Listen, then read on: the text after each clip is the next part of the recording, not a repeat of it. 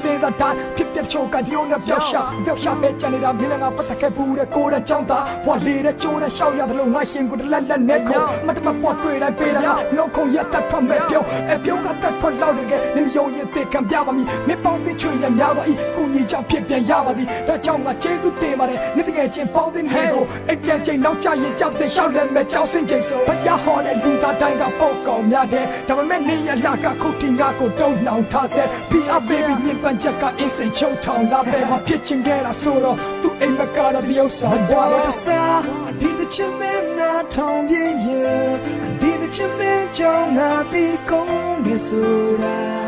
အလုံးလုံးနဲ့ရေးပြီးလောင်းမဲ့တဲ့မတော်တစားနဲ့ပြောမှုတဲ့လေမျိုးတစုံပြောမစက်ကဆိုပြီးဆို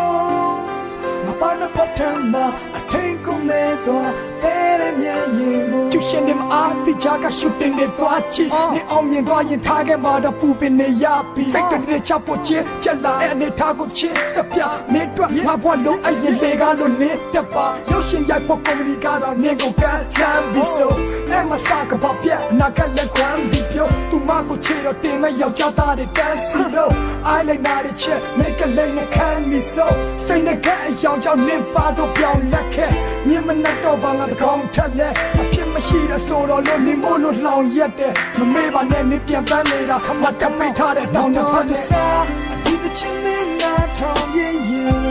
ဒီthe chimney ကြောင့်ငါပြီးကုန်နေဆိုတာ